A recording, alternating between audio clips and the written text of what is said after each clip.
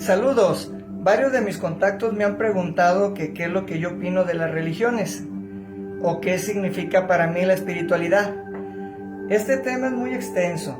Trataré de resumirlo y con el debido respeto para evitar que alguien se sienta ofendido. Yo considero que la espiritualidad es un término que significa lidiar con intuición.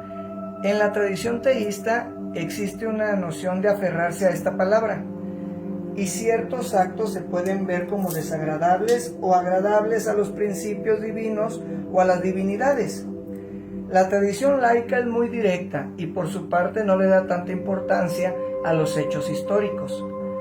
Lo que para ellos importa es el aquí y el ahora, el tratar de experimentar lo que está a la mano. Es inútil pensar que existe un pasado que se pueda aplicar al presente. Este es el ahora, nada más que el ahora y el hoy. Sin embargo, surge un sentido de inteligencia que está en constante interacción con la realidad, acto tras acto sin parar.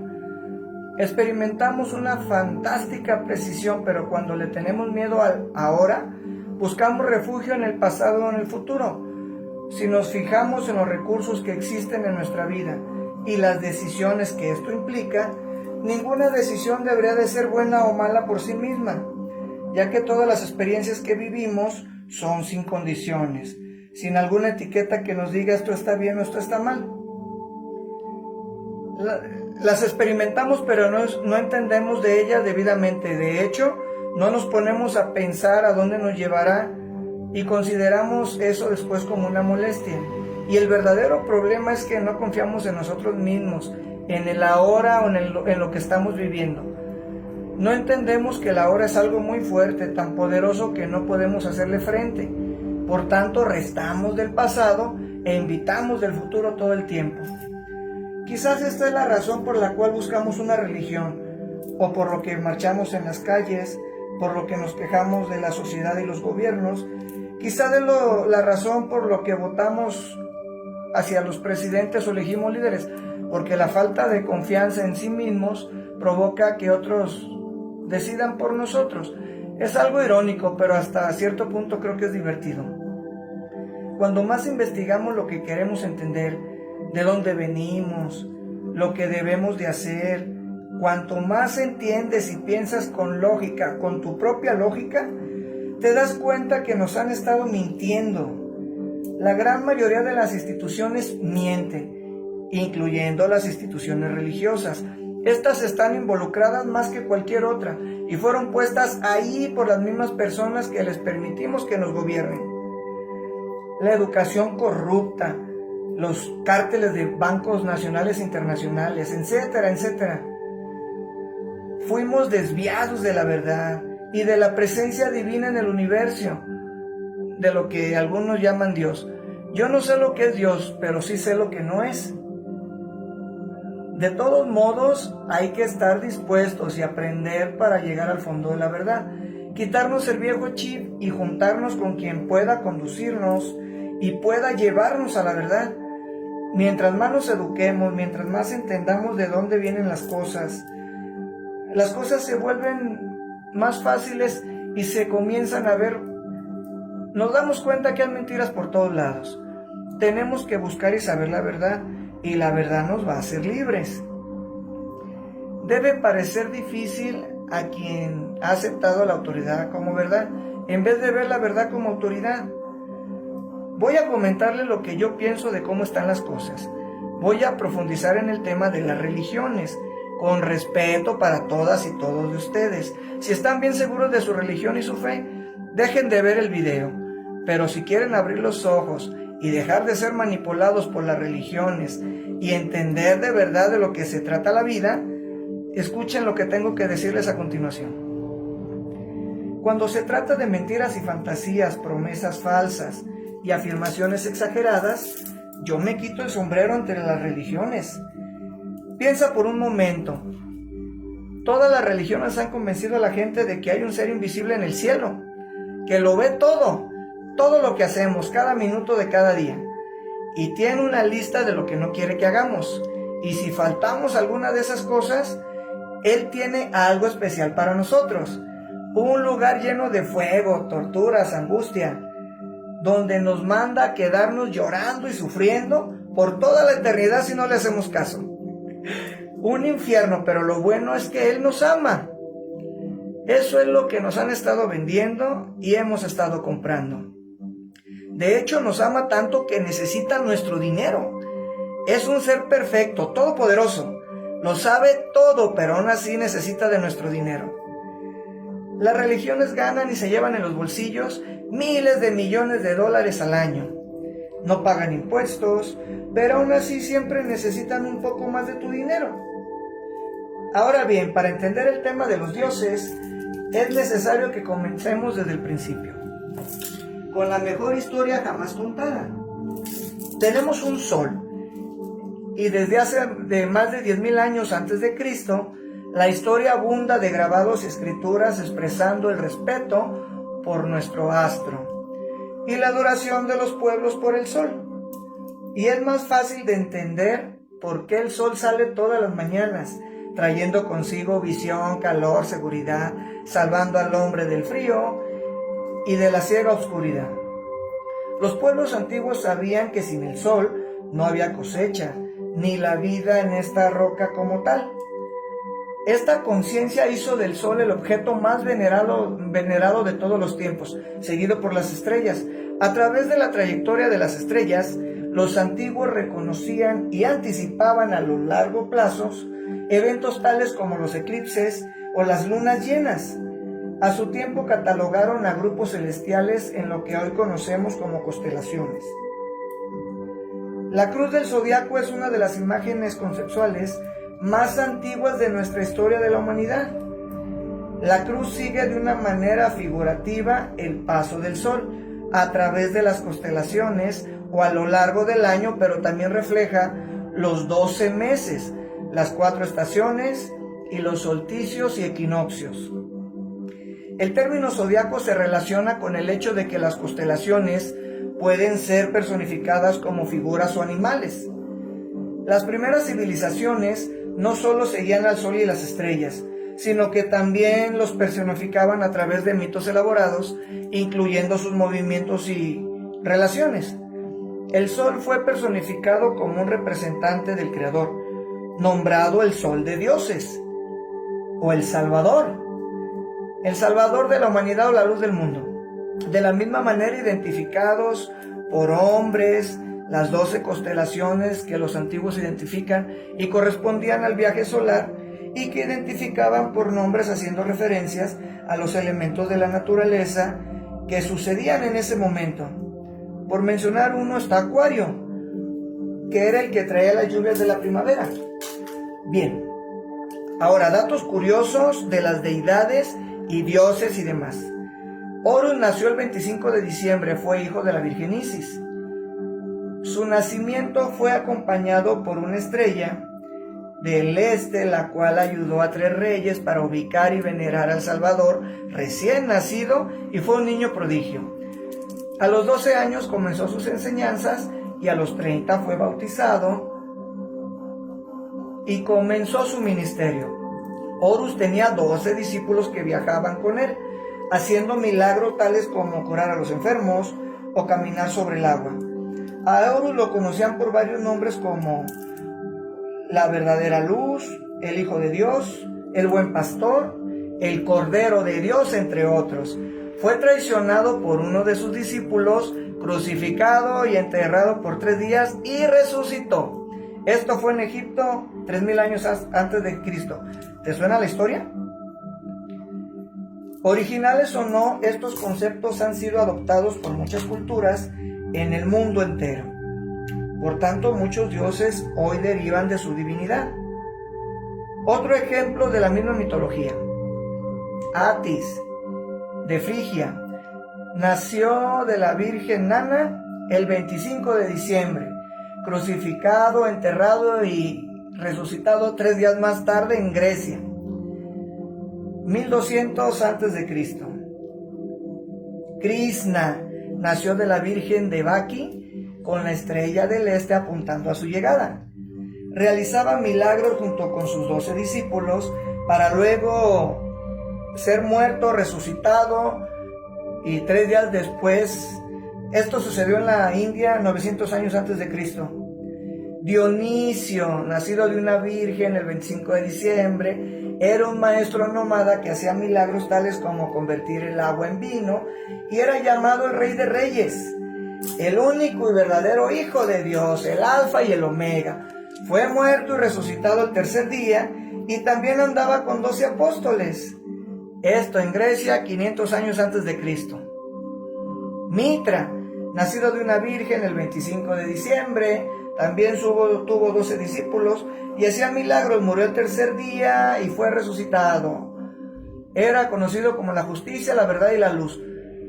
Por cierto, se asemeja mucho en apariencia a la Estatua de la Libertad. Esto pasó en Persia 1200 años antes de Cristo.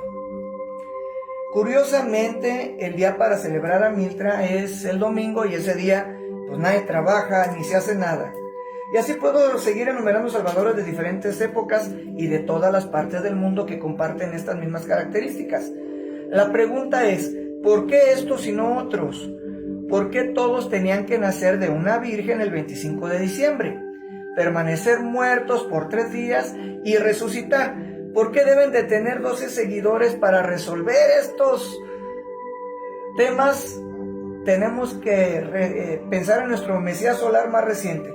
Jesucristo nació en Belén de la Virgen María el 25 de diciembre. Su nacimiento anunciado por la estrella del este, que los 3 reyes magos siguieron para ubicar a su Salvador. Comenzó sus enseñanzas a la edad de 12 años y a los 30 fue bautizado por Juan el Bautista. Comenzó su ministerio junto a los 12 apóstoles que viajaban con él haciendo milagros como curar a los enfermos, caminar sobre el agua, despertar a los muertos, y él mismo era conocido como Rey de Reyes, el Hijo de Dios, la luz del mundo, el Alfa y Omega, el Cordero de Dios, entre otros muchos nombres. Después de ser traicionado por su discípulo Judas y ser vendido por 30 piezas de plata, fue crucificado y muerto, enterrado, y al tercer día resucitó para subir a los cielos. ¿Simple coincidencia o evidente manipulación? Y si no creen en lo que digo, los invito a que investiguen y hagan a un lado la ignorancia y manipulación a la cual algunos han sido sujetos y utilizados por quienes deciden por ustedes. Con todo respeto y de corazón se los digo. Ahora bien, todo esto ha sido manipulado y malinterpretado para beneficio de unos cuantos a costillas de los más inocentes. Todas estas secuencias son simple astrología. La estrella del este no es más que la estrella de Sirius, la estrella más brillante en el cielo, que el día 24 de diciembre se alinea con las 3 estrellas más brillantes del cinturón de Orión. Las 3 estrellas brillantes las llamamos hoy día como las llamaban antes, los 3 reyes. Los 3 reyes y la estrella más brillante, Sirius, todas apuntan al mismo lugar donde el 25 de diciembre sale el sol. Por eso los 3 reyes siguen a la estrella del este, para localizar el amanecer, es decir, el nacimiento del sol. La Virgen María es la constelación de Virgo, lo que significa virgen en latín. Virgo también se refiere a la casa del pan. Por lo tanto, la representación de Virgo es una virgen sosteniendo un puñado de trigo. La casa del pan es el símbolo del trigo, representando los meses de agosto y septiembre, el periodo de la cosecha. En realidad, Belén literalmente significa la casa del pan y hace referencia a la constelación Virgo, un lugar en el cielo, no en la tierra, pero hay quienes lo han manipulado para su propio beneficio, engañando a quien no puede pensar por sí solo. Con todo respeto te lo externo. Otro fenómeno muy curioso que ocurre cerca del 25 de diciembre es el solsticio de invierno. Del solsticio de verano al solsticio de invierno, los días se hacen más cortos y fríos. Mirando desde el este del hemisferio norte, el sol pareciera que se mueva hacia el sur, haciéndose cada vez más pequeño y escaso. Para los antiguos, el acortamiento de los días y en términos de la cosecha era cuando se acababa el solsticio de invierno. Simbolizaba el proceso de morir. Era la muerte del sol, del 22 de diciembre El Sol llega a su muerte cuando al desplazarse continuamente por 6 meses termina su trayecto en el lugar más bajo del cielo. Ahora sucede lo curioso. El Sol deja de moverse hacia el sur por lo que parece ser 3 días. Durante esos 3 días de descanso, el Sol está en la vecindad de la constelación de la Cruz del Sur. Después de esta pausa, el Sol vuelve a moverse, esta vez hacia el norte, anunciando con esto días más largos y cálidos, lo que conocemos como la primavera. Yo pienso que de ahí viene lo de morir en la cruz, estar muerto durante 3 días y después volver a nacer. Esto porque Jesús y muchos otros dioses del Sol comparten la crucifixión con los 3 días de muerte y la resurrección. De el Sol. Es el trayecto del Sol mismo antes de tomar el rumbo hacia el hemisferio norte para atraer la primavera y por lo tanto la salvación. Sin embargo, no se celebra la resurrección del Sol sino hasta el equinoccio de primavera o Pascuas. Esto se debe al hecho de que solo entonces es cuando vence la maldad a la oscuridad, cuando los días se hacen más largos que las noches y aparecen las condiciones de la primavera. Ahora, el más obvio de todos los símbolos astrológicos de Jesús son los 12 apóstoles, pues son simplemente las 12 constelaciones del zodiaco, a través de las cuales Jesús, es decir, nuestro Sol, viajó. De hecho, el número 12 aparece muchas veces a lo largo de la Biblia. Este libro tiene más que ver con astrología que con otras cosas. La vida figurativa del Sol no era solo una expresión artística o herramienta para seguir sus movimientos, era también un símbolo espiritual pagano. La cruz del zodiaco no es un símbolo espiritual, solo es un símbolo pagano.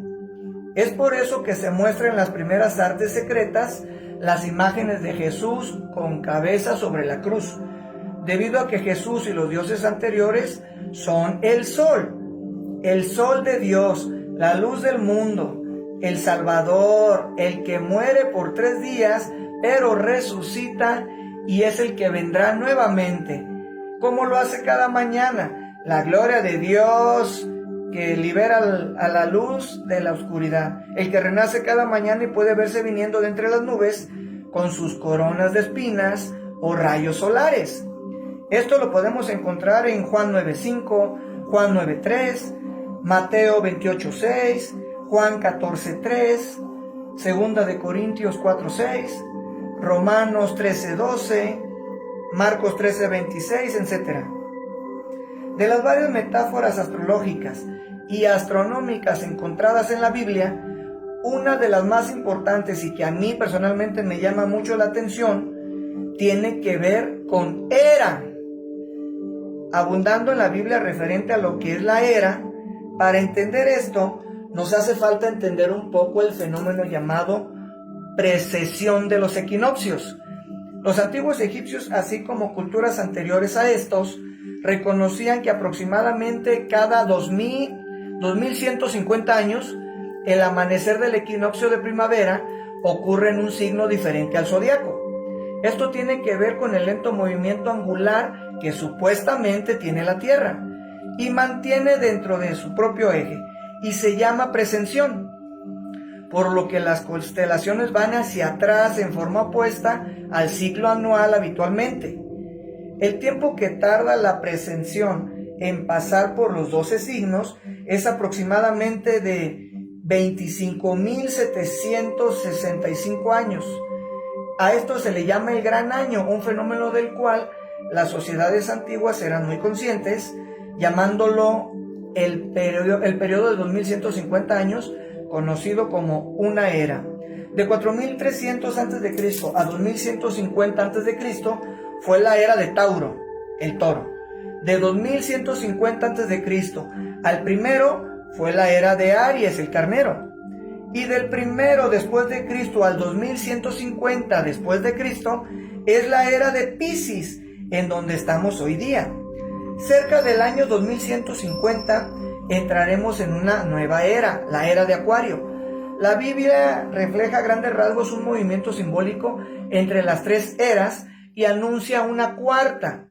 El Viejo Testamento, cuando Moisés baja del monte Sinaí con los 10 mandamientos, se enfada al ver su gente venerando un becerro de oro y destroza las placas de piedra y obliga a su gente a matarse entre sí para purificarse. Los especialistas bíblicos atribuyen esta acción al hecho de que los israelitas están dando culto a un Dios falso, pero yo pienso personalmente que en realidad el becerro de oro era Tauro, mientras que Moisés representaba la era de Aries. Es por eso que los judíos hasta hoy día suenan el shofar. El shofar es un cuerno por donde soplan aire y emiten sonidos. Moisés representa la nueva era en la cual todos deben de cortar los lazos con la era que les precede. Otros dioses como Mitra, divinidad precristiana que mata al toro, también marca esta transición del mismo modo. Jesús es la figura que acompaña la era de Aries hacia la era de Piscis, el símbolo del pez. Abunda en el Nuevo Testamento, donde Jesús alimenta a 5,000 personas con pan y 2 peces. Todos hemos visto el símbolo de un pescado en carros, carteles, en los templos o en alguna parte, pero lo que no todos sabemos es que ese símbolo es un símbolo astrológico pagano del reino del sol durante la era de Piscis. También el nacimiento de Jesús es el supuesto comienzo de esta era. Los invito a leer Lucas 22:10. Este escrito es uno de los más reveladores de todas las reflexiones astrológicas que tiene la Biblia. El hombre que lleva el cántaro de agua es Acuario, representado como un hombre echando agua desde un cántaro, y que simboliza la era que sigue a Piscis. Y cuando el sol, Dios de dioses, deje la era de Piscis, Jesús irá a casa de Acuario, ya que Acuario sigue a Piscis en la presención de los equinoccios. Lo que Jesús está diciendo es que después de la era de Piscis vendrá la era de Acuario. Todos escuchamos temas relacionados con el fin del mundo, Mateo 28:20, pero la palabra mundo es una traducción errónea. La palabra correcta es aeón, A-E-O-N, aeón, que significa era. Estaré contigo hasta el final de la era, lo cual es cierto, ya que la personificación pisciana de Jesús terminará cuando el sol entra a la era de Acuario. Todo el concepto del fin del tiempo y del fin del mundo es solo una alegoría astrológica mal interpretada por los bibliotecarios, pero ¿cómo decírselo a millones de personas que creen en este tipo de religión, que les han inculcado y que creen que se acerca el fin del mundo? Más aún el personaje de Jesús, como híbrido literario y astrológico, es más bien un plagio del dios del sol egipcio, Horus. ¿Cómo hacer entender a quienes les han vendido miles de mentiras que nosotros mismos aceptamos como verdad? Es más fácil que los engañen a que los convenzan de que han sido engañados. Y es lamentable porque de manera espiritual, creyendo nosotros mismos sin que nos manipulen o decidan por nosotros, si nos unimos a una sola voz, podemos hacer y crear cosas inimaginables. Pero para quienes mueven los hilos, esto no conviene. Por eso nos mantienen dormidos y entretenidos con otro tipo de cosas, para evitar que despertemos y nos demos cuenta de la verdad, que los dioses somos nosotros, capaces de crear o destruir según sea la fe que tengamos. ¿Quieres saber cuál es la verdadera religión que sí nos puede salvar? De manera espiritual, la religión del amor. El ser de verdad buenas personas, con todo ser vivo en esta roca. Si fuéramos buenas personas de sentimientos y respetáramos a todo ser vivo en esta roca, de alguna manera encontraríamos la inmortalidad, no física, pero sí espiritual. No te digo que ya sea tiempo de cambiar para bien, pero sí te digo que estamos a tiempo de hacerlo. Y el amor es la clave. Por tu atención, gracias. Espero que les haya servido y que no se hayan sentido ofendidos y que les haya aclarado todas sus dudas. Si piensan o consideran que estoy equivocado, les pido me disculpen, pero es el sentir de su humilde servidor. Gracias por su atención. Saludos y bendiciones.